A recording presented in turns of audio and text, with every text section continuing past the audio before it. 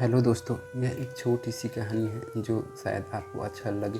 यदि अच्छा लगे तो कमेंट करके ज़रूर बताइएगा। तो दोस्तों, यह कहानी हमारे इच्छाओं और लालच के प्रति है। दोस्तों, एक मणि थी। क्या था? मणि। और उस मणि से 3 चीज़ें मांगी जाए तो ज़रूर मिलती थी, तुरंत मिल जाती थी। एक आदमी उस मणि को लेकर जा रहे थे। अचानक मौसम ख़राब हुआ, पानी बरसने लगा, तूफ़ान आने लगा। फिर इनको लगा कि आज मुझे यहीं कहीं पर रुकना चाहिए। आसपास देखे, फिर एक घर नज़र आया। उस घर में गया। वहाँ एक पति पत्नी रहा करते थे। उस आदमी ने वहाँ जाकर अपनी सारी परेशानी बताया। फिर पति पत्नी ने उस आदमी को वहाँ रहने के लिए दिया और वह आदमी वहाँ आराम करने लग गया। फिर पत्नी की नज़र पड़ी उस मणि पर और कहा, भाई, ये क्या लग रखा है अपने पास में? उसने कहा, बहन, यह मणि है। पत्नी ने कहा, अच्छा?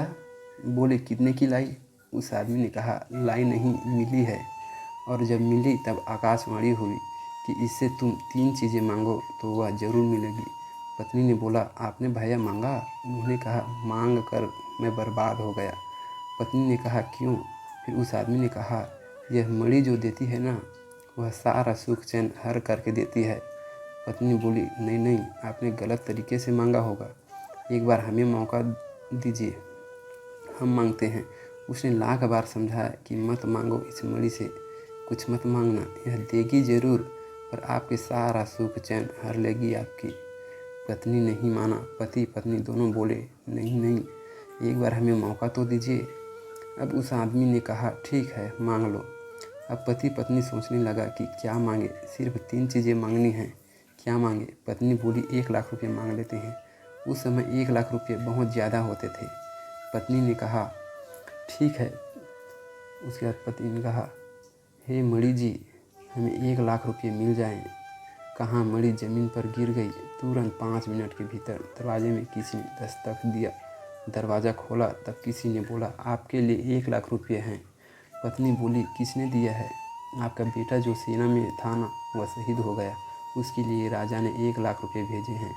अब तो माँ छाती पीटते रहे, विधाता क्या किया? मेरा बेटा, बेटे की मरने की 1 लाख है। मिले तो, पर किस प्रकार से मिले? दोस्तों, कहीं न कहीं हमारे अनंत इच्छाएं ही हमारे सुख चैन को हर लेता है। अब दूसरा वरदान मांगना था। अब क्या मांगे? बेटा तो नहीं रहा, अब क्या मांगे? फिर मणि से कहा, हे मणि जी, मेरा बेटा मुझे लौटा दो। तुरंत दरवाजे से आवाज़ आया, माँ, मैं आ गया। माँ ने कहा, कहाँ है बेटा तू? दिखाई क्यों नहीं दे रहा है?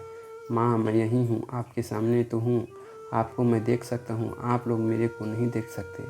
माँ, क्योंकि उसके बेटे का सिर पर आत्मा आया हुआ था और इधर उधर भटक रहा था। अब तीसरा वरदान मांगना था। तीसरा भी ऑप्शन था ना। तीसरा वरदान मांगे, हे मणि जी, मेरे बेटे को मोक्ष दिला दो। अब भला कौन सी माँ चाहेगी कि उसका बेटा आत्मा बने फिरे? अब मोक्ष दिलाया, बच्चे का मोक्ष हो गया। अब 3 ऑप्शन जो थे वो ख़त्म। 1 लाख रुपये रख लो अपने पास। फिर क्या था? पति पत्नी दोनों सिर पटक पटक के रो रहे थे। फिर उस आदमी ने कहा, बहन मत रो, मैंने भी मांग कर अपना बहुत कुछ खोया है और आपसे कहा भी था कि इससे कुछ मत मांगना, यह देगी ज़रूर, लेकिन आपकी सारी सुख चैन हर लेगा। दोस्तों, हमें यह नहीं मांगना चाहिए कि हमें ये चाहिए वो चाहिए करके। हमें ये मांगनी चाहिए कि जो आप हमें देना चाहते हैं, जो हमारे लिए अच्छा है वो देना, क्योंकि हमें नहीं पता कि हमारे लिए क्या सही है और क्या गलत है। कभी कभी बच्चे अपनी माँ से गर्म दूध मांगने लगता है, तो क्या गर्म दूध पिला देगी? कौन सी माँ गर्म दूध पिला देगी? देगी तो ठंडा करके देगी, क्योंकि उसकी माँ को पता है कि क्या उसके लिए सही है क्या गलत। बच्चे तो आग की भट्ठी की ओर चला जाता है, उसको क्या पता है। तो दोस्तों, हमें अपने मन और इच्छाओं पर कंट्रोल रखना ही चाहिए, क्योंकि एक इच्छा पूरा होते ही दूसरी इच्छा का जन्म हो जाता है और ये कभी ख़त्म नहीं होता है। दोस्तों, मेरे चैनल में नए हैं तो प्लीज़ सब्सक्राइब कर लीजिएगा और कहानी अच्छा लगा हो तो कमेंट करके ज़रूर बताइएगा। जय हिंद दोस्तों।